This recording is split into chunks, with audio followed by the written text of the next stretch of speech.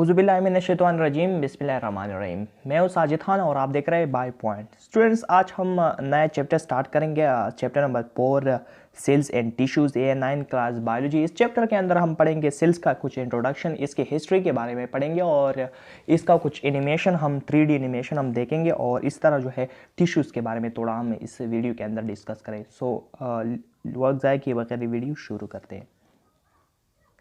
अच्छा, तो students, sales हम किसे कहते हैं? तो जितने भी जो जानदार वगैरह है, जितने भी फूड है जो हम खाते हैं, और अगर आपके पास हाथ में पेंसिल हो तो वो भी वुड से बनी हुई होती है। तो ये सारे के सारे जो चीज़ें होती हैं ये एक बेसिक एक यूनिट से बनी हुई होती है, जिससे आगे जो है एक ऑर्गेनिज्म बनता है, एक प्लांट बनता है, और ये रिपीटिंग यूनिट है, आपस में मिलके जो है एक पूरा का पूरा एक सिस्टम बना देता है और कुछ जो है ऑर्गेनिज्म बना देते हैं। कुछ ऑर्गेनिज्म हमारे साथ यूनिसेल्युलर होते हैं, कुछ मल्टीसेल्युलर होते हैं, कुछ प्रोकैरियोट्स होते हैं, कुछ यूकैरियोट्स होते हैं। तो ये जो है ये सारे ऑर्गेनिज्म को ये बनाते हैं। तो अब हम कहते हैं कि सेल्स जो है ये क्या होता है और ये कब जो है डिस्कवर हुआ। तो सबसे पहले इसके डिफिनीशन के बारे में हम आपको बताते चलें।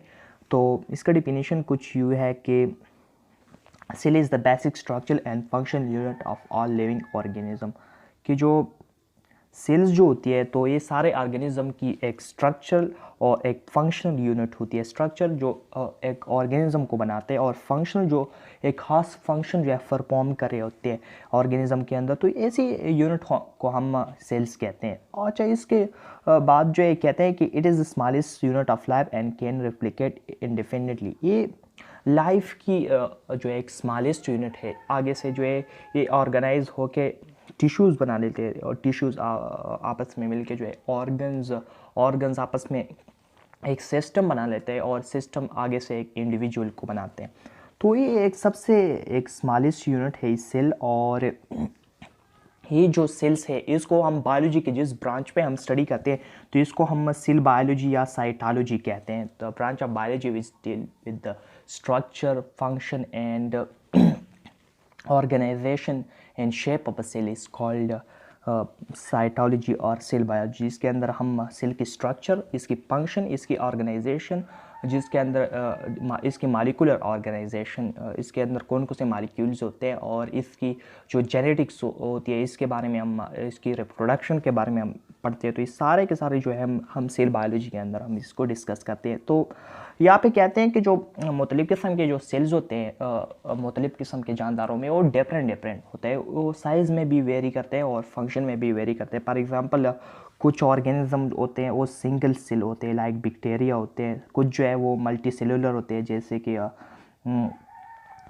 ह्यूमंस वगैरह। और कुछ ऑर्गेनिज्म एनिमल्स होते हैं, कुछ प्लांट्स होते हैं वगैरह वगैरह। तो सबसे पहले जो है सेल्स किसने डिस्कवर किया था? तो इसकी हिस्ट्री की अगर हम बात करें तो हम आज से तकरीबन 834 BC के अंदर अगर हम जाए तो अरस्तु ने एक आइडिया दिया था। उसने कहा था कि जो लिविंग और जितने भी लिविंग थिंग्स है तो इसके अंदर कुछ एक यूनिट्स होती है जिसके अंदर वो रिसेंबल करते हैं, एक दूसरे से एक जैसे होती है।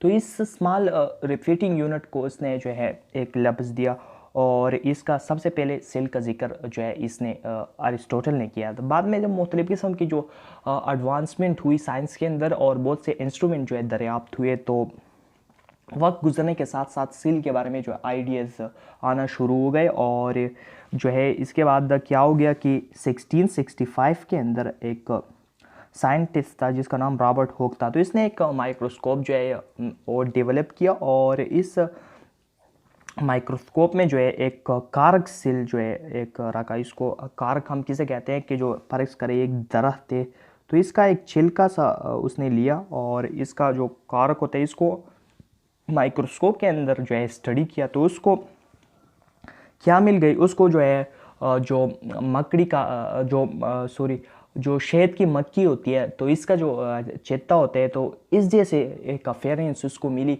इस जैसे एक शक्ल इसको मिला। तो आगे से जो है उसने सेल के बारे में जो है कॉन्सेप्ट दिया। तो यहाँ पे कहते हैं कि इस डायग्राम के अंदर आप देख रहे हैं कि जो ये है रॉबर्ट हुक का जो अब माइक्रोस्कोप जो इसने डेवलप किया था इसका पिक्चर है। और आगे से जो है ये जब इसने कार को जो है माइक्रोस्कोप के अंदर स्टडी किया तो इसको कुछ इस तरह के स्ट्रक्चर जो है दिखाई दिए।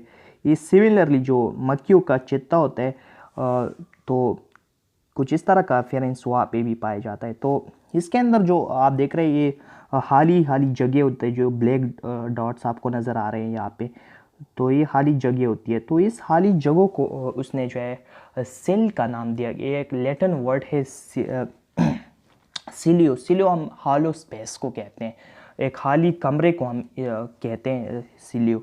तो ये सेल का लफ्ज़ जो है यहाँ से ही डेराइव हुआ। तो आगे से जो है लेवन हुक जो थे इसने जो है एक माइक्रोस्कोप को जो है डेवलप किया और इसके अंदर जो पॉन्ड जो तालाब की जो स्कम होती है इसको रखा और इसके अंदर जो है सिंगल सेल वाली ऑर्गेनिज्म को देखा और इसको उसने क्या नाम दिया, इसको उसने एनिमल्क्यूलिस का नाम इसने दे दिया इसको, वो जो ऑर्गेनिज्म उसने देखे थे। इसके बाद जो है इसने मुख्तलिफ़ किस्म के जो पेशेस होते हैं, बर्ड्स होते हैं और फ्रॉग्स, डॉग्स, ह्यूमंस वगैरह, इससे भी ब्लड ले लिया और उसका मुख्तलिफ़ किस्म के जो है सैंपल उसने लिए और माइक्रोस्कोप के अंदर जो है इसको स्टडी किया। तो इसके अलावा जो है जो हुक की जो डिस्कवरी थी और लेवन हुक की जो डिस्कवरी थी और इसके अलावा जो है 19वीं सदी के दरमियान में जो है थोड़े से एडवांसमेंट सेल्स के बारे में जो स्टडी थी इसके अंदर कुछ एडवांसमेंट आ गए। तो मुख्तलिफ़ किस्म के जो है मॉडल्स पेश किए गए और आगे से जो है जब भी इसके बाद जो है वक्त गुजरता गया मुख्तलिफ़ किस्म के माइक्रोस्कोप आए, इसके अंदर मुख्तलिफ़ किस्म के ऑर्गन्स जो है वो इसको नज़र आए सेल्स के अंदर। तो लेवन रॉबर्ट हुक ने जो है सिर्फ जो है वो सेलवाल्स देखे थे इसके।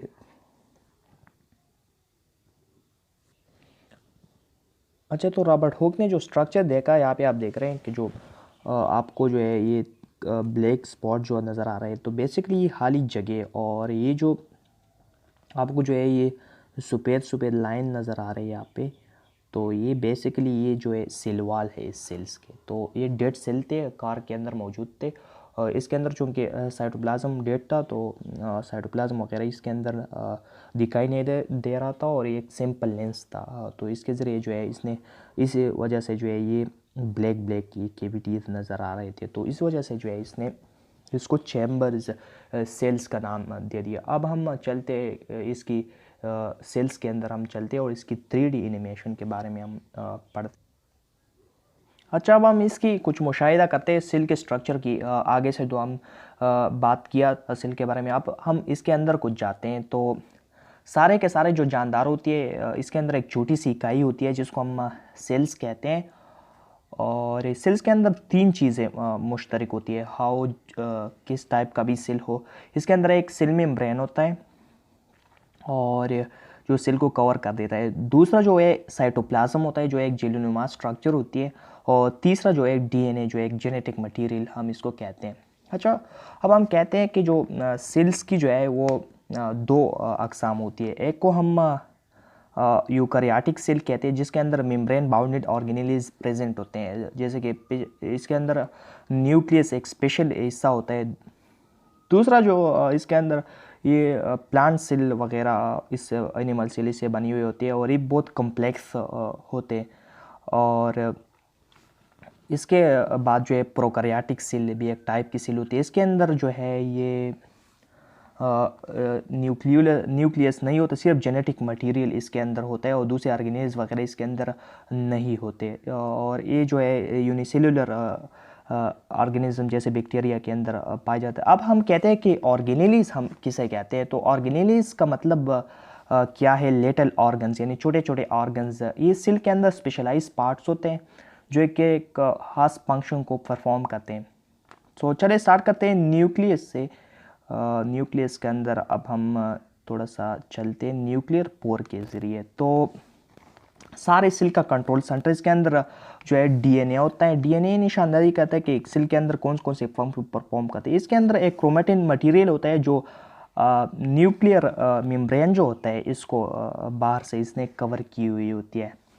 तो इसके बाद जो है सेल डिवीजन के दौरान एक मटेरियल आपस में कंडेंस हो के क्रोमोसोम बनाते हैं, और न्यूक्लियस के अंदर जो है राइबोसोम्स होते हैं। इसके अंदर एक न्यूक्लियोलस भी होता है जो कि आप यहाँ पे देख रहे हैं। इसके अंदर राइबोसोम्स बनते हैं और आगे से जो है ये न्यूक्लियर पोर के ज़रिए यहाँ पे आप देख रहे हैं बाहर निकल आते हैं, और ये प्रोटीन बनाने में बहुत सा काम करते हैं। तो न्यूक्लियस के बाहर राइबोसोम्स ऑर्गेनीज वगैरह या साइटोप्लाज्म होते हैं, और ये राइबोसोम आप जो देख रहे हैं ये तो या तो प्रीली जो है प्लॉट करते हैं साइटोप्लाज्म के अंदर, या यहाँ पे आप देख रहे हैं इस वीडियो के अंदर आप देख रहे हैं या तो ये प्री फॉर्म में अपलोड कर, या जो है यहाँ पे आप देख रहे हैं जो येलो स्पॉट्स आपको दिखाई दे रहे हैं ये रफ इंडोप्लाज्म का रेटिकुलम इसके साथ जो है ये जुड़ जाती है। तो इसके साथ जो है आप देख रहे रफ इंडोप्लाज्म का रेटिकुलम एक जो इसके साथ राइबोसोम अटैच होता है।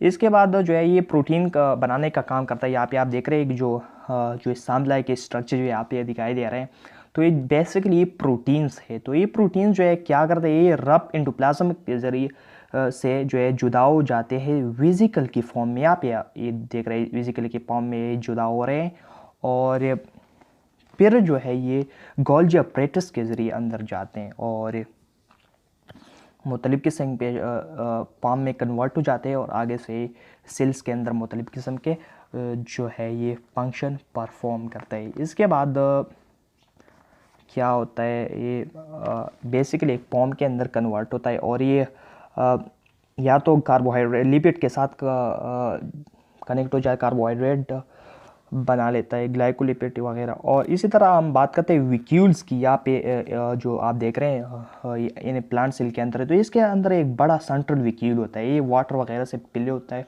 और सेल के अंदर बेसिक फंक्शन को परफॉर्म कर रहे होते हैं। इसके अलावा जो है एनिमल के सेल के अंदर ये लाइसोसोम आप देख रहे हैं, ये क्या काम करते हैं, जो सेलुलर डिब्रीज हो चाहे जितने भी वेस्ट प्रोडक्ट होता है इसको एब्जॉर्ब कर देते हैं, और आगे से इसके अंदर एंजाइम होते हैं जो इसको ब्रेक कर देते हैं।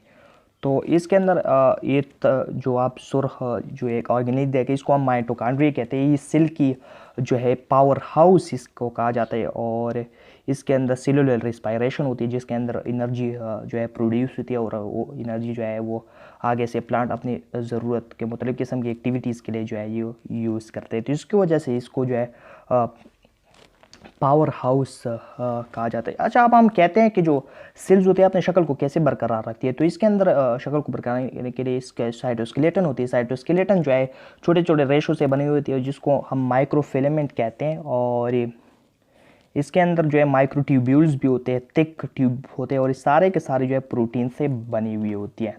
अच्छा, कुछ ऑर्गेनिज्म अपने लिए खुराक जो है खुद तैयार करते हैं, जैसे कि प्लांट्स है। तो यहाँ पे आप देख रहे हैं ये जो प्लांट सेल है ये सूरज की रोशनी को एब्जॉर्ब करते हैं और इसके अंदर फोटोसिंथेसिस करते हैं। ये ग्रीन क्यों नज़र आते हैं, तो ये क्लोरोप्लास्ट की वजह से ग्रीन नज़र आते हैं। यहाँ पे एक क्लोरोप्लास्ट की शक्ल देख रहे हैं आप, इसके अंदर क्लोरोपिल होता है जो कि एक ग्रीन पिगमेंट होता है, और ये जो है ग्रीन लाइट को रिफ्लेक्ट करता है। इसके अगर हम बात करें तो ये आउटिंग कवरिंग जो है इसको सेल वॉल कहते हैं, और इसके बाद जो है ये दूसरा जो इसके अंदर सेल मेम्ब्रेन होता है। तो और ये जो है ये सेल मेम्ब्रेन जो है मौजूद होता है। अच्छा स्टूडेंट, तो ये था सेल के अंदर का नज़ारा। अब हम देखते हैं कि सेल थ्योरी हम किसे कहते हैं। तो वक्त गुजरने के साथ साथ मुख्तलिफ़ किस्म की एडवांसमेंट आती गई और मुख्तलिफ़ किस्म के जो आलात डिस्कवर होते जा रहे थे, और सेल बायोलॉजी का जो इल्म था उसमें मज़ीद इजाफा होता गया, और सेल्स के अंदर मुख्तलिफ़ किस्म के जो ऑर्गेनिज़म डेवलप होते गए। तो वक्त गुजरने के साथ साथ जो मुख्तलिफ़ किस्म की स्टडीज़ की गई। तो सबसे पहले आप ये देखते हैं कि तकरीबन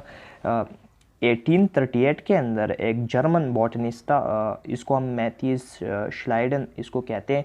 तो इसने ये पॉइंट राइज किया कि जो all plants are made up cells, के जितने भी जो प्लांट सेल होते हैं तो ये सारे के सारे जो है ये सेल से बनी हुई होती है। इसके बाद जो है नेक्स्ट ईयर में जो है इसने 1839 के अंदर एक जर्मन फिजियोलॉजिस्ट था जो श्लाइडन का एक अच्छा दोस्त भी था। तो इसने क्या किया, तो इसने जो कि ये एक ज़ूलॉजिस्ट थे, तो इसने का काम जो है एनिमल के सेल को स्टडी करा। तो इसने भी कहा कि जो सारे के सारे जो एनिमल टिश्यूज़ होते हैं तो ये भी सेल से बनी हुई होती है। श्लाइडन का काम जो है, चूँकि ये एक बॉटनिस्ट थे तो इसका काम जो है प्लांट सेल से था। उसने ये कहा कि प्लांट सेल से बनी हुई होती है। श्वान का ताल्लुक जो कि जूलॉजी से था, और जूलॉजी का काम होता है एनिमल को स्टडी करना। तो इसने कहा कि एनिमल के जो टिश्यूज़ होते हैं, जो सेल एनिमल के जो टिश्यूज़ होते हैं वो सेल से बनी हुई होती है।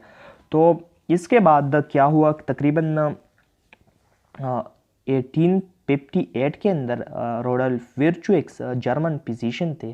तो इसने क्या किया था, एक सेल्यूलर पैथोलॉजी के ऊपर इसने बहुत सारा जो है इसने स्टडी किया, और इसने कहा कि जितने भी सेल्स है, एक और पॉइंट यहाँ पे इन दोनों के जो पॉइंट्स थे इसके साथ एक और पॉइंट उसने जो है डाल दिया। उसने कह दिया कि जो जितने भी सेल्स होते हैं तो ये प्री एग्जिस्टिंग सेल से बनते हैं। प्री एग्जिस्टिंग सेल हम जो पहले से मौजूद सेल्स होते हैं इससे बनते हैं।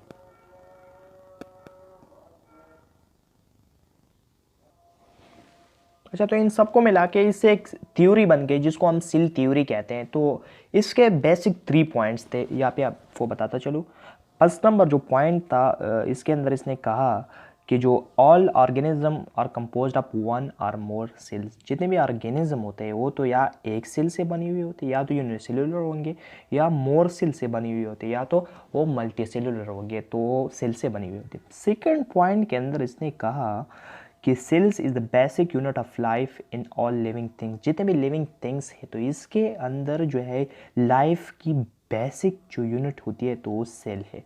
थर्ड नंबर पॉइंट के अंदर इसने कहा कि all cells are produced by the division of preexisting. की पहले से जो मौजूद सेल होती है तो नए सेल उससे जो है बनते हैं। इसके अंदर डिवीजन होती है और आगे से जो है मुख्तलिफ किस्म के सेल्स बनते हैं इससे। तो ये था सेल थ्योरी। अब हम कहते हैं कि जो वक्त गुजरने के साथ साथ टेक्नोलॉजी जो है वो बढ़ती गई, और इसके साथ साथ मुख्तलिफ किस्म के रिसर्च के ज़रिए एक और थ्योरी जो है वजूद में आई जिसको हम मॉडर्न सेल थ्योरी कहते हैं। तो मॉडर्न सेल थ्योरी जो है बेसिकली ये इस थ्योरी के साथ साथ एक और पॉइंट्स का इजाफा यहाँ पे किया गया। 4 पॉइंट्स जो है इसके साथ और शामिल किया गया। तो सबसे पहले जो है था इसका एक पहला नंबर पॉइंट यहाँ पे आप देख रहे हैं, the cell contain heredity material information DNA which is pass one on from cell to cell during cell division. के जितने भी सेल्स होते हैं इसके अंदर हेरिडिटी जो विरासती इन्फॉर्मेशन होते हैं यानी डीएनए में स्टोर होता है। तो ये जो है एक सेल से दूसरे सेल में सेल डिवीजन के अंदर जो है ये ट्रांसफर होते हैं। आगे के चैप्टर में हम सेल डिवीजन को हम डिटेल से पढ़ेंगे। अच्छा, सेकंड पॉइंट इसका ये था कि all cells are basically the same in chemical composition and metabolic activities. कि जो जितने भी जो सेल्स होते हैं बेसिकली इनके अंदर 2 चीज़ें जो है ये मुश्तरक होती है। एक तो इसका होता है केमिकल कंपोजिशन, जिसके अंदर जितने भी जो मुख्तलिफ किस्म के केमिकल से सेल बनी हुई होती हैं तो इसकी केमिकल कंपोजिशन, और इसके अंदर जो मेटाबॉलिक जो जितने भी एक्टिविटीज़ जिसके अंदर हो रही होती है तो ये सारे के सारे जो है मुख्तलिफ किस्म के जो सेल्स होते हैं इसके अंदर ये 2 चीज़ें जो है, एक नंबर पे केमिकल कंपोजिशन और दूसरे पे मेटाबॉलिक एक्टिविटीज़, ये सारे के सारे जो है सेम होते हैं। अच्छा, थर्ड पॉइंट के अंदर इसने कहा कि the all basic chemical and physiological function are carried out inside the cell। कि जितने भी जो है केमिकल या फिजियोलॉजिकल जो फंक्शन जितने भी फंक्शन होते हैं तो ये सेल के अंदर जो है परफॉर्म होते हैं। फॉर एग्जांपल मूवमेंट होता है, डाइजेशन वगैरह होता है। तो ये सारे के सारे जो है ये सेल के अंदर जो है सारे के सारे केमिकल और फिजियोलॉजिकल फंक्शन जो है हो रहे होते हैं सेल का। फोर्थ पॉइंट के अंदर इसने कहा कि cell activity depend on the activities of subcellular structure within the cell. कि जो सेल की जो जितने भी एक्टिविटीज़ होते हैं तो ये किस पे इन्हिसार करता है, किस पे डिपेंड करता है, तो ये जो है सब सेलुलर स्ट्रक्चर पे डिपेंड करता है। सब सेलुलर स्ट्रक्चर हम किसे कहते हैं, सब कहते हैं, चौड़े को सेलुलर हम सेल को कहते हैं। जो सेल से छोटे जो पार्ट जो स्ट्रक्चर होते हैं जो सेल के अंदर पाए जाते हैं इसको हम ऑर्गेनेलीज कहते हैं। तो इसकी जो एक्टिविटीज़ होती हैं तो सेल जो है इन्हीं ऑर्गेनेलिस की एक्टिविटी पे जो है वो डिपेंड करे। फॉर एग्जांपल मुख्तलिफ किस्म के ऑर्गेनेलिस है, लाइक न्यूक्लियस है, प्लाज्मा मेम्ब्रेन है, माइटोकॉन्ड्रिया है वगैरह वगैरह। जितने भी जो मुख्तलिफ किस्म के ऑर्गेनेलिस सेल के अंदर होते हैं और मुख्तलिफ़ किस्म के जो फंक्शन जो है हर एक ऑर्गेनी एक ख़ास फंक्शन का जो है परफॉर्म करते हैं सेल के अंदर। तो ये था कुछ बेसिक हमारा जो इंट्रोडक्शन सेल का, और इसके बारे में जो मुख्तलिफ़ किस्म की थ्योरीज हमने पढ़े आज के लेक्चर में। नेक्स्ट लेक्चर के अंदर हम पढ़ेंगे कि जो माइक्रोस्कोप है तो हम इसको किसे कहते हैं, और मुख्तलिफ़ किस्म के जो इसके पार्ट्स होते हैं इसके बारे में हम पढ़ेंगे, और माइक्रोस्कोप के जितने भी अक़साम है तो इसके बारे में हम नेक्स्ट लेक्चर के लिए पढ़ेंगे। सो तब तक के लिए इतना ही, अपना ख्याल। Hope you will learn something from this lecture. Like this video and also subscribe our channel for more videos, and also ask your question in comment box, we will answer. Thank you.